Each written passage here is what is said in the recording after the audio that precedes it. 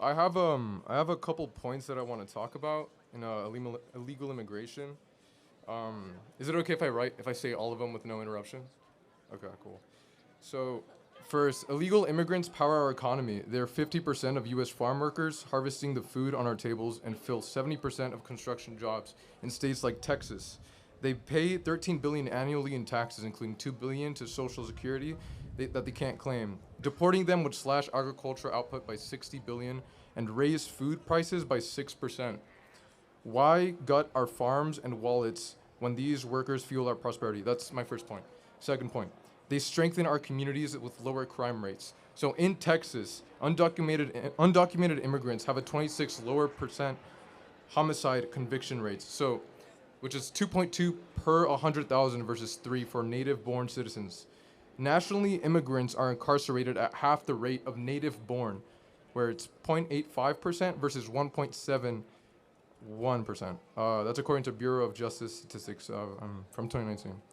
So if safety is your goal, why deport people who make our streets safer? This is my third point. Mass deportation tears apart American families. Over 4.4 million U.S. citizens, children have an undocumented parent, and in Texas, 1 in 7 kids lives in a mixed status household. Okay, this is my fourth point. Deportation is a fiscal nightmare. Removing 11 million people would cost 315 to 400 billion, more than the entire Homeland Security budget, and shrink our GDP by 1.7 trillion over 10 years. And this is my last point. Our immigration system is broken, pushing people to cross illegally. Visa waits Mexicans can exceed 20 years, and the asylum blockage is 1.3 million cases, with hearings 4 to 6 years out. Okay. You done? That's pretty much it. Yeah. All right, so without looking at the phone, look at me. What Sure. should the penalty be for breaking into America? I think there should be a system where it's more merit-based. So if this No, person penalty. So what is the penalty? So what should happen it's a to you? felony. It's not a felony. It's a No, misdemeanor. it is. So That's not true. It's 8 it- USC it's a 1312. You misdemeanor. can look it up right now. It's a felony if it's done twice. If you try to cross that's the not border, correct. that is correct. That is not correct. I Googled it, dude. To illegally go across the southern border with the well intent to come into harbor yourself into the interior of the United States, the violation of 8 USC 1312, Okay. which is a felony in the federal criminal code. Now, it can be enforced as a misdemeanor, or it can Yeah. be upwards to 5 years in prison. Now, I want to know, since it's a felony, law in the Sure. books, 8 USC 1312, Yeah. what should the penalty be? Well, in my opinion, these kinds of laws are usually they're what do you call it? They're sorry. Usually the sorry. Wait, sorry. Can I check my phone real quick? I apologize. Can you repeat the question? Sorry.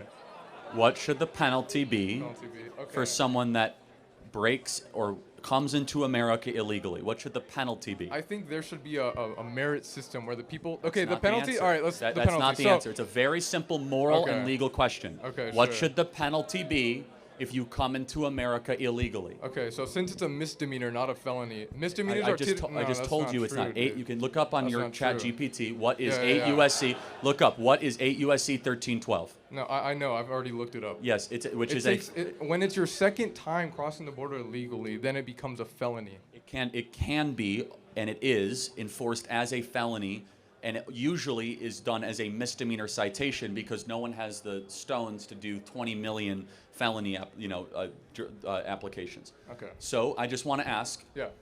what should the penalty be then for someone that comes into this country illegally? Usually there's 3 ways that go about this when there's a penalty. There's either like a fine, or there's some kind of public service that this person does, or you send them back. But Send them back. I agree. That's what we should do. Okay. So this is interesting. So one of the statistics that I read said that illegal immigrants don't cause as much they don't break the law as often as people who are native born. Well, hold on, time out. That is a statistic. But time out. But dude. every single one of them are not time criminals. out. They're all criminals. Okay, sure. By law. Well, hold by on. law. No, okay, by law. Of course. But Of course they are. wait, so I if agree that they commit less crime and they're all criminals, Wait a Okay, second. so By you're basing it- definition, yeah. they all have broken the law by being here, and they break Okay. the law every day by staying here, because you're Okay. actually not allowed to stay here either. Do you know that? Yeah, So yeah, every yeah. day you're here, you're actually continually breaking the law. You can't break in or harbor. That's what the federal law says. Okay. So by breaking in, it's not just the only law they broke. Every second you remain here, you're also Yeah. breaking the law. So that statistic is invalidated by just them breathing here. They're breaking the law. No, of course not. Of course not. So, of course, it makes sense for them when they're here. They're breaking the law because they're illegal immigrants, obviously. But once they're okay, yeah, of course. So once they're here, once they are here, what kind of harm are they actually doing? When you look at the numbers, statistically, lot. No, that's not true. Okay, Black so look, wages have in gone Texas, down. Okay, in Texas, DUIs have gone up dramatically. Try not to interrupt, bro. Well, okay, hold so on. I'm interjecting, and I let you go uninterrupted with your whole soliloquy, true, yeah, right? thank so, you. So let me ask you a question now. Okay. So, if it is correct Yeah, that illegal aliens commit less crimes, which of course it's not correct. that is correct. Look No, it up. In but Texas, they made a study in is 2019. Is 26% are is lower. any crime? It's just not correct. But I'm That not is going to debate that. correct. It's I just proved it at its face because they commit a crime by being here every day. That is a crime. Okay, once they are here, what kind of crimes are they committing? Which is Okay. Well, they're okay. 26%. Do you know the name less. Laken Riley? No, educate me. Oh, you don't. No. Do you know? Wow. Do you know the name Rachel Morin? No, I don't. Wow. Educate Okay. me. What So kind of... Laken Riley was a girl at the University of Georgia. Okay. There was a peeping Tom, illegal alien, that was deported 5 times prior, and Biden kept on letting him back in. He hunted her down, raped her, sodomized her, and murdered her on a hiking trail, University of Georgia. Okay, so Rachel, one person doesn't represent hold all on a illegal second. immigrants. Every person who is killed by an illegal alien is one that should not happen. Every single one. Of course, and also the ones that are and native born. everyone. As And well so as that's the the ones who are point. native born. Is that it's not a As matter well of as the people who are rate. native born. The rate, even if I accept your premise, which is incorrect, the rate is irrelevant. The number is what's relevant. There should be 0 illegal aliens. There should be 0 Americans being Okay. killed by illegals. So, okay. Not to mention there's 6 other problems with the illegal aliens. They steal Social Security numbers. They depress wages. They are heavily not involved. true. By the way, not to mention, a lot of people that cross on the southern border are also smuggling girls, weapons, and drugs alongside the southern border when they come. It's the largest slavery operation in American history that many illegal aliens help make possible on the southern border. And I guess the final question I'll have is, should a government serve its citizens first and foremost? Yeah, of course. Well, okay, there's been many people who are like very political leaders who have said that this place is built off of immigrants. Oh, is it? Wait, hold on. Let's think about that. Sure. First of all, it's legal, not illegal. But was America founded by immigrants or settlers? Settlers. That's not an immigrant. Yeah. Okay. An Well, that's not immigrant my is- point. My point is You that just people brought who- up the nation built by immigrants. Yeah, We're actually not. because the political leaders have said that this place is built Yeah, and they're from wrong. immigrants. I They're mean, wrong. Political yes. leaders are wrong. George W. Yes. Bush is wrong. All these political leaders Yes. who have built yes. America is By the way, the wrong. first person to say that was How is Ted- that wrong? When illegal on, 'cause immigrants make, I just they grow the economy. okay, Statistically, allow me studies. again. Allow me to build it out for you. Sure.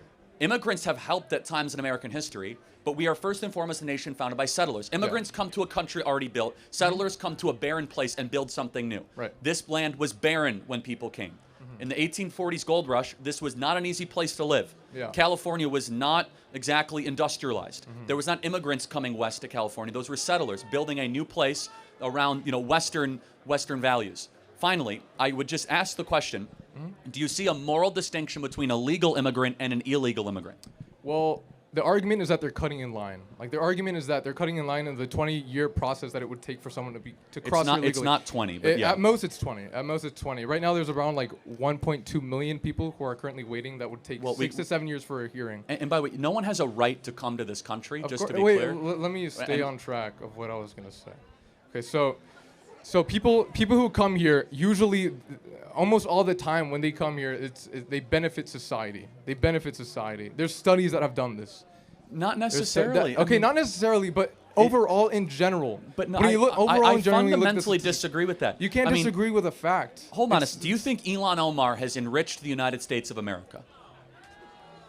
I don't know who. Do you that think is. Rashida Tlaib? Uh-huh.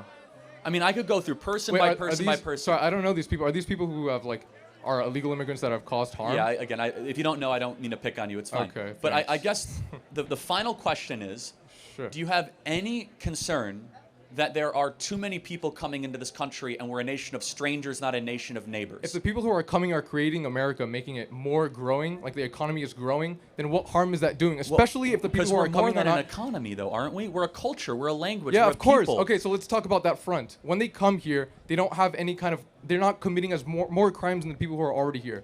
That is a statistic We've already done. dispelled that, but That do is not. You can't in dispel a California, statistic. Let's What are take you talking California. about? You can't. Do you think there's anything wrong that a What? majority of young people in California speak Spanish, not English? Is there? Wait, sorry. Can you say that? Do you think there's anything wrong or troubling to the fact that a majority of people under the age of 30 here in this state speak Spanish, not English? Is there a problem with that? Well, yeah. Everyone should be able to have a ability to communicate with the rest of the crowd. So I don't know what the big issue of that. See, I think is. it's a huge problem when we have a nation where you can't communicate Sure. with your fellow Okay. neighbor. Simple solution. Teach them how to speak English. What is your Yeah, point? and our schools don't do that, actually. And also, how about a better solution? Yeah. Don't import a bunch of people that don't speak English. You mean importing people who actually grow Actually, the economy? well, but, who again, don't. reject. What? I reject your premise. We That's are more not a than, premise. That's a study that's been done. Do What you are know what a talking premise is? about? I don't actually care as much about economic growth because You we're don't one care nation about- you under. don't care about We're one economic nation under growth. GDP. We're not one nation under GDP. We're a nation under God. Yeah. And when we lose social cohesion, and you import a bunch of people that don't share our values, that don't necessarily always assimilate, that's a major and serious problem. And we are a people first and foremost with a creed, and that creed is falling apart. Mass migration has not helped that creed. Yes, they might buy more trinkets. They might help depress wages. Mass migration, of course, can Right, help. all good things, all great hold things on. for America They, that needs. well, they help major corporations, but you know what they also do? They keep down the wages of working people. If you are a plumber, yes, of course. If you think about it, if you're a plumber, electrician, or a welder, and you have to compete against someone from Nicaragua who's willing to do it for $5 less an hour, Yeah. that depresses the wages of the American citizen. Right. Yeah. So there's been studies that have done that also like counteract that. Illegal immigrants. Well, let's only use co- our reason. Illegal. then. No, Hold on, let's no, use let's our look reason. our studies. Let's how use about, our how about reason. statistics? How about our reason? So we've had mass migration for 20 years. Have wages gone up? I don't know. No, they haven't actually. No, So okay. forget your studies. For 10 years Forget we've your had studies. for 10 years we've had 30 million people come into America.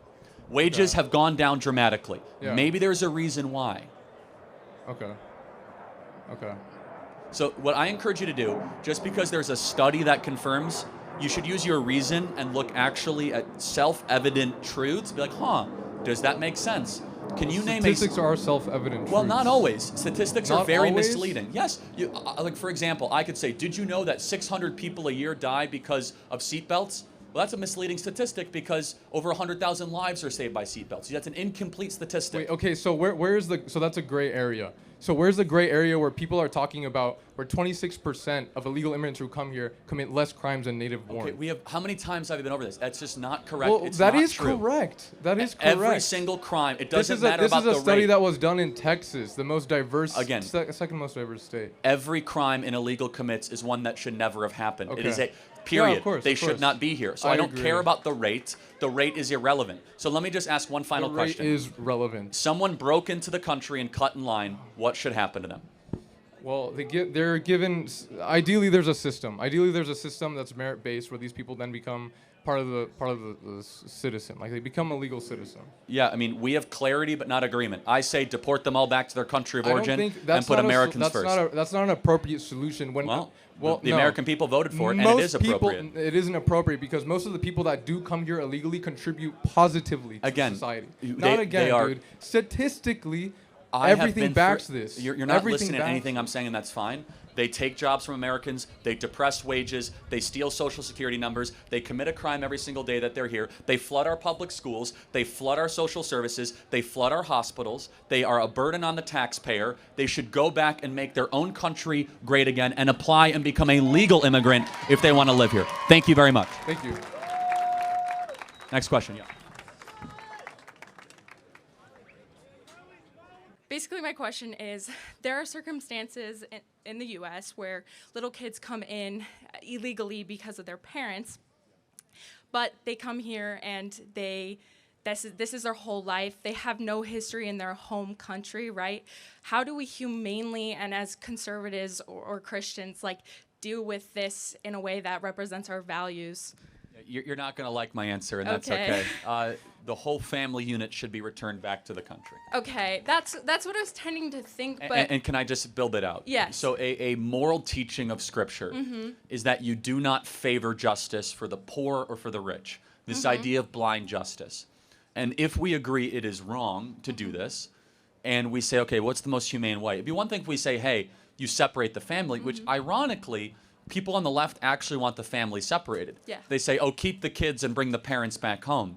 I think that's wrong. I think the whole family unit should return. And here's why, is that these parents, when they brought some of these kids across the border, they knowingly put their kids in harm's way. that's true. And it is not fair to the kids of other nations that are not able to legally immigrate into this country just because others were carried across the southern border. Do you think it would then be reasonable to give maybe these families, and unfortunately due to their parents' decisions, maybe more priority about getting an actual visa or?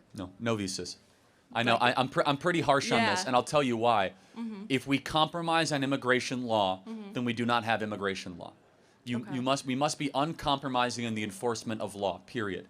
And again, if we want to accommodate certain things, then we're basically going to say, hey, this law should not exist, and anybody can come in under any Yeah. circumstances. But again, the parents are the ones to blame here, not the U.S. government. The parents brought their kids, and I'm going to say something a little bit provocative, almost as like mini hostages against the Yeah. system, where they're like, well, you can't deport me because I brought these Like a kids. safety mechanism. Yeah, as a safety mechanism.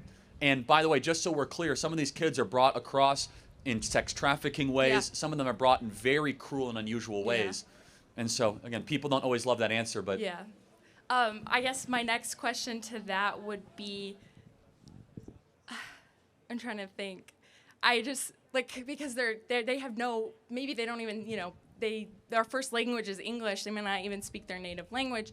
And you said that it was, because that's the law right now, that we don't allow immigration inside. Yeah, it's but in 8 the USC past 1312, presidency, yeah. maybe when they came in, that wasn't the case. Yeah, So no, that's- well- and I don't agree with that was the way it was during that time. But then shouldn't we maybe allow those people to stay because that was acceptable got it. in that So moment? if you're 25 years or younger, it's been the law for about 25 years, right? So Yeah. about like 2008, 8 USC 1312. I is guess the law. saying just like in the last presidency, it was just so like chillax, I guess. Yeah, I mean, so look, like let's just talk about something that's going to be a huge task, because what you're Okay. talking about is still a hypothetical in some Okay. ways, because you're talking about people that might have been here for 10 or 15 years.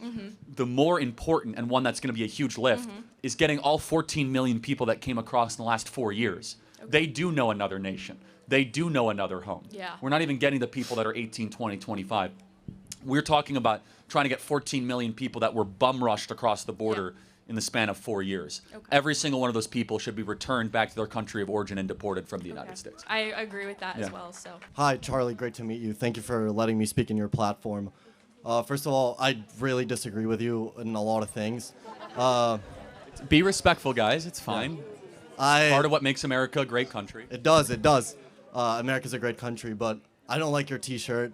And I'm gonna get started by saying I'm an immigrant, and well, I don't understand why you would want to deport all some of my friends and family who have been working hard in this country, and that they're being persecuted right now. So I don't get the whole process of it, and it feels like I'm being discriminated against, even though I'm here through legal means. But just can you please give me an answer for that? And before that, if let's say if I would come up here and say I'm an illegal immigrant and I'm here trying to debate you, would you call ICE?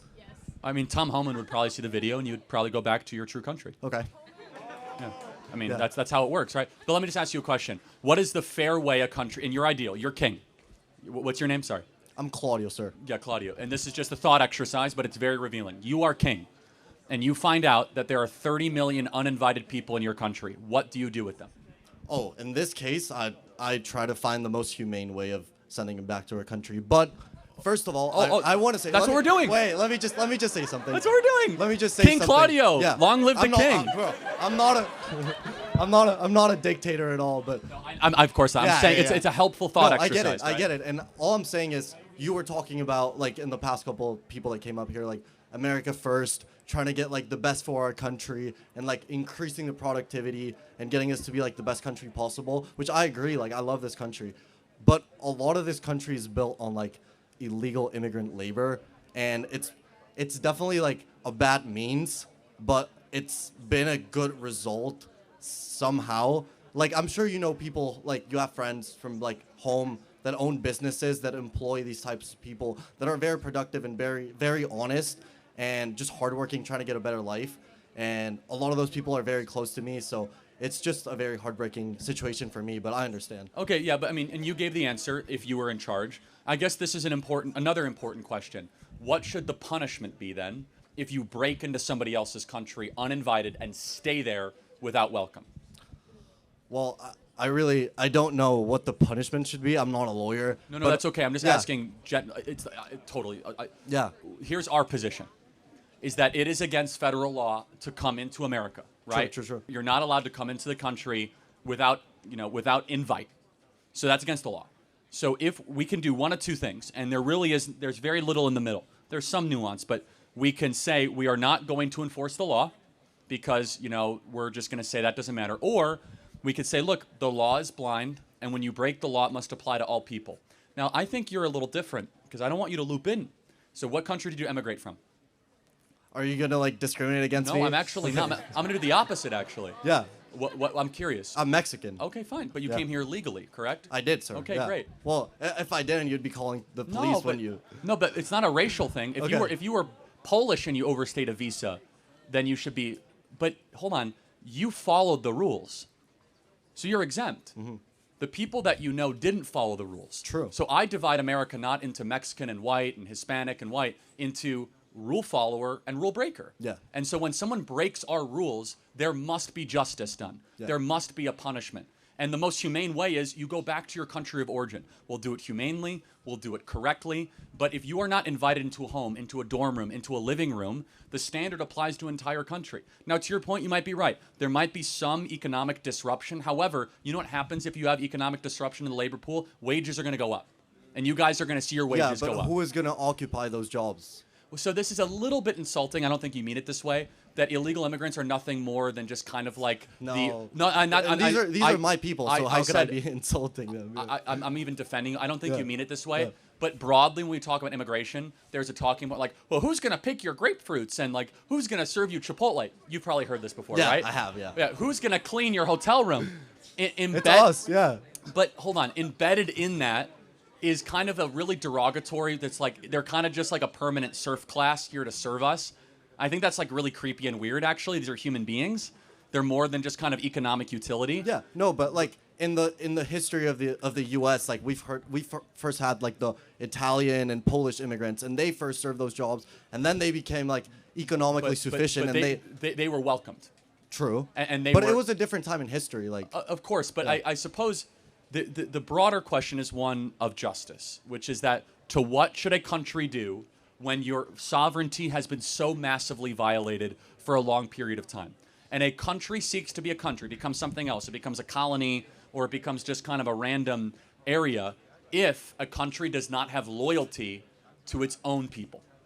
And if it has loyalty to foreigners or to an oligarchy, it ceases to be a country. So it's not the most popular argument. Well, actually, the American people voted for it, and it sounds cruel, but it's very simple. It's like, look, this is not against any of you personally, but you have to have the law be the first and last ushering of what a government does in this situation. And by the way, what I was saying about you, I'm getting back to you. You deserve to be applauded because you guys followed the rules. And it's not fair to people like you who followed the rules to all of a sudden have line cutters. Here's the equivalent. You guys waited in line like two and a half hours to go get a meal at a restaurant, and someone shows up and just cuts in line. What was the first thing you would say? That's not fair. And you would be right. And the same with immigration, please. Yeah. Wait, let me just like add a layer to this, and then I'm probably done. But like, let's say that the people that's cutting like in front of line, like that's like some of my boys like that I know that they're being like persecuted like back home, them and their families, like they're like in like drug related like wars and violence, and the only way out, like the only way they're not gonna die or like suffer a very bad fate is if they escape and they break the American law. But that's the only way they're gonna survive. So like, hold on. Two thoughts on this. Number one, If that is correct, we have a special asylum status that they could seek legally at a port of entry, that they could go through a whole process. Yeah, but if they're being persecuted, don't they not deserve, but it wouldn't be justified to cut the line? No. Okay. Secondly, well, it might be justified in their mind, but it's not justified in the rule administrator's mind to make exception for it. But let me make a more important point, though. If we all of a sudden say that if you have a lot of gang violence and issues, I mean, like, we have a lot of gang violence and issues. Like, what are we talking about here? True. Like, we're a more dangerous country than half of the Central American countries. We're far more dangerous than El Salvador. And we could make an example. If that is the criteria, like, all of South America should be allowed into America. Basically, I mean, the idea is that at some point you have almost no standard whatsoever, and instead, here's my perspective. We should empower those people to go fix their own country. We should empower them to go make El Salvador great again, which is a great country now. Okay. Nicaragua, Honduras. Yes, please, final thought. So wouldn't like a good way to start is like trying to lower the demand for drugs in America, because a lot of the drugs that are like being produced and being fought over in South America are going to be supplied to the U.S. for American consumers. Yeah, so how would you recommend lowering demand? I have no idea. Like, what would you do? Or like, I don't know. I mean, demand and supply are two different issues, right? True. I mean, the first part of demand is that way too many people get into, and I talked to my earlier point, they get into a thought pattern that substances are going to bring me flourishing, which I think is wrong. But yes, I think, look, the drug cartels are richer than ever before, and we have more drugs legalized than any time in the last 40 years. So something doesn't fit. So obviously drug legalization is not impoverishing them. The biggest way, though, that we stop these third world countries from being, tin pot despotic dictatorships is we have to stop subsidizing their oligarchy through foreign aid.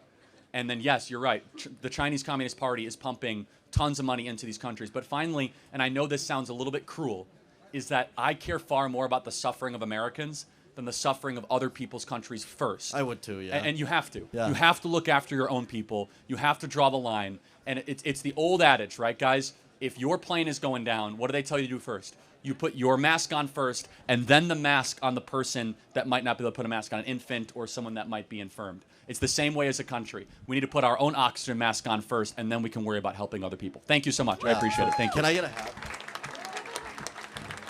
I think that the anti-immigration rhetoric you have is not new. I think that you try to paint a picture of it being this current phenomenon that we're facing, but there's been rhetoric from your side for a long time, throughout the entirety of history. I mean, if we look at the immigration policies in the U.S., even though Chinese immigrants built the entire Western Railroad, there was still the Chinese Exclusion Act, because they were providing insane value to the United States, but we still had these exclusion acts because of xenophobic attitudes.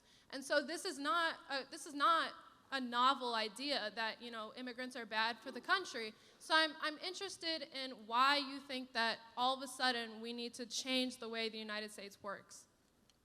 Well, first of all, immigration has gone in great influxes. We basically turned off all immigration in the 1940s and 50s. We had like net zero immigration for almost 15 years. Most people don't even know that. So we had Ellis Island in the early 1900s, and then we turned on the guzzle of immigration. But let's be honest, for 40 years, we have tried this mass immigration project for the last 40 years. Has it worked? Are we a more connected country? Have middle-class wages kept up? Look at the material data. Has immigration enriched the well-being of the United States of America, especially the last 5 or 6 years?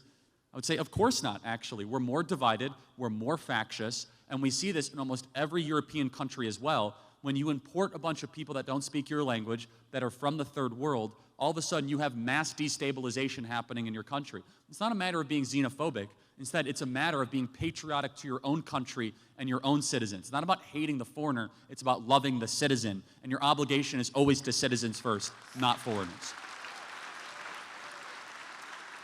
Okay. So you don't think that the MAGA movement has led to xenophobic attitudes at all? I don't even know how to answer that. I mean, like... Why not? Well, because you have to first define what you mean by xenophobic attitudes. I mean, just like you said, I mean, we're living in a divided world. You don't think that comes from people being anti-immigration? No, I think it's the opposite. I think when you allow a bunch of people that aren't native-born Americans too quickly, with no checks, no background, no idea who they are, and flood them into your towns, definitionally, diversity is not a strength when it comes to local community ties. If you don't use it. if you don't use it. I don't know that you're committed to finding its strength. Hold on. No, explain this to me. This is a good question. Yeah. What country has ever grown stronger the more divided it's been? None, but I'm not saying Yeah, that that's we the have point. to get more divided. No. But, via but immigration. diversity definitionally will divide you. Unity unifies you. You notice they never say unity is our strength. They say diversity is our strength. In fact, just so we are clear, there is nothing racist or xenophobic to say that you want your kids to be around people that speak English. There's nothing racist to say that. It actually means that you want to be able to communicate with your neighbor. There's nothing racist and xenophobic to say, for example, we don't want to import people from a far-off distant land that don't share Western values, that don't treat women the same, that don't have the same respect for freedom of speech. So what we see is the unraveling of the United States of America, because a country is again, just like undoubtedly, it is the people that inhabit it. So you have to be very careful what people you allow into your country. Sure, but I think that what you're talking about, this like mass shift in American culture, is like not happening. I think you're fear-mongering, and also I think that the United States forever has been a mix of culture. I don't really know like where you can point to a time in the U.S. history that hasn't included immigrants in its culture. Again, from the 20s to the 1920s and 1960s, we had very little immigration in this country, nearly 40 years. In fact, that is what largely led to us becoming a world superpower in the 1950s.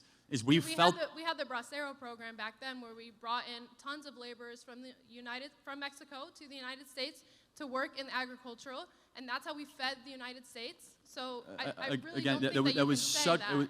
It was very limited in scope versus what we see today. But again, I will ask a more moral question. Does a politician have first loyalty to its own citizens or to another country's citizens? Absolutely. I'm glad you brought this, because I wanted to circle back to my original question about the United States creating instability in the rest of the world. I do think that every single politician, like let's say I'm the Prime Minister of South Africa, you know, Which is an incredibly anti-white country. Like, oh my goodness. Okay, anyway. Dangerously anti-white. Okay, anyway. Do you know about that, by the way? You should. Apartheid, yes. Oh, no. It's like they're killing white people in the streets in South Africa. They're stealing farmland. I mean, if you don't know about that, that shows how the media is lying to all of you. It is literally a mini white genocide happening in South Africa right now. But I don't think that we should. No, it's fine. You brought up South Africa, not me, but yes. That was just an example. Anyway, let's stay on topic. So let's say I'm the Prime Minister of a country. I do agree with you that my first job is that country, for sure. That's who I'm leading. But considering the United States has created mass violence, instability, and poverty around the world, you don't think that we have some sort of obligation to the people who then have to flee from that? No. Why not? Wait, hold on. Well, why not? Define your terms. Where have we created mass stability? I'll grant you Iraq. That was a disaster. Where else? In all of Latin America, in different countries in Africa, places that, like the Philippines that we colonized, Puerto Rico. Yeah, I mean, of course, I'm always so interested in this, as if it's like, you can never blame those countries for not having their act together. It's somehow America's fault. Like, oh, it's America's fault that Nicaragua can't get its act together. It's America's fault, even though we welcome Puerto Rico to become U.S. citizens, like we've colonized them. So here's the paradox. You don't think that Puerto Rico was colonized? No. I'm saying no. So if we don't help Puerto Rico, we're evil. When they become a territory, we colonize them, and we haven't done enough. It's like, which one is it exactly? So the Puerto Rico was taken from the Spanish as a colony and used as a sugar farm for years, where the workers were paid less than $1 per day to create sugar for the United States. And it's not really about statehood or independence. It's about letting Puerto Rico decide that for themselves. And anyway, this isn't about Puerto Rico. No, it's fine, but and more broadly, and I'll get to the couple final questions here. I can sense that your problem is that, like, America's super successful and these other countries aren't. And foundationally, it's rooted in envy, bitterness, and resentment, because we are the world's superpower. It's not because we've held anybody back. It's because we've had incredible people, really good ideas. You don't think the U.S. has intervened in a negative way in other countries? At times, yes. At times, we've intervened very favorably. Can you at least acknowledge at times that... Sure, there has been aid, but there's also been terrible coups. Not just aid. South Korea exists because of American involvement. Kuwait exists because of American involvement. But it's not. So... But to look at American accountability, you have to look at the whole of that accountability. And to say that certain countries are less developed purely on their own fault is to ignore No, history. so that's where we disagree. Okay. Countries have to take responsibility for their own future, which again, this is one of the reasons why so many people hate Israel. Every other country around there is like a third world country, and Israel is super successful and super agenic, and they're able to be like one of the wealthiest countries on the planet. You gotta wonder, what is it that they're doing? Oh, it's the Jews because they're stealing all this money. No, actually they like work super hard, and they don't believe in Islam, and they actually... And like, wow. And the one place Have you ever been to those countries? Yeah, actually, I have been to Israel, and I've been to the Palestinian Authority. I've been to that. I've been to the West Bank. I've actually visited it. Even if I hadn't, that doesn't mean what I'm saying is wrong, just for the record. By the way, I encourage you to try to go to Lebanon or Syria. Not exactly the Four Seasons, right? So, and you not don't great. think that U.S. intervention has anything to do with that?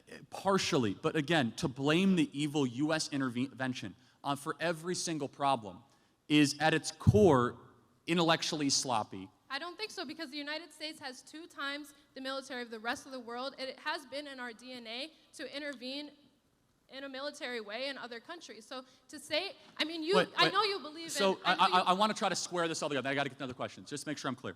So you're mad at America for getting involved in other people's countries, right? So America's bad for that. But then you want everyone to come to America. I thought America's bad. I'm saying that the United States needs to be held accountable. You can't meddle in So we're other held countries. accountable by inviting the entire world here? If you are going to mess up that country, you have to do something about it. Oh, do something. Invite them here. Maybe if you're the reason that they have to leave. No? All right. Then that at its core, I'm glad you articulated it, is neoconservatism, which is invade the world, invite the world. Which is that you don't support the invasion part of it, but somehow we have to invite the world as some sort of like mass penance. But that's like you invade and then say, oh, Well, no, I don't now support the invasions. I think you are overly ascribing fault to the United States of America, when in reality it's these own broken countries that cannot get their own act together. A great example is this, and I'll close with this. El Salvador is actually safer than America. It has billions of dollars flowing into El Salvador. Why? Because they elected Bukele, who decided to go after MS-13 and clean up the streets of El Salvador. Which, again, it was because they decided to do good things with massive action. Countries can be wealthy. Singapore is wealthy.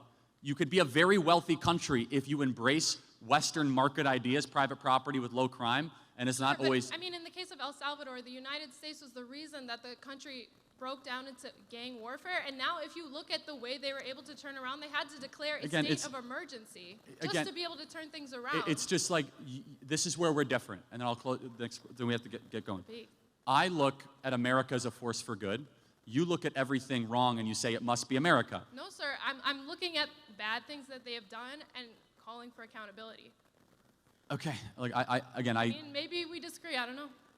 I guess I think we're a wonderful country, and I think if a country is poor, they're poor by choice, and they have to be able to get their act together, make better decisions, and stop acting like victims all the time. Thank you very much.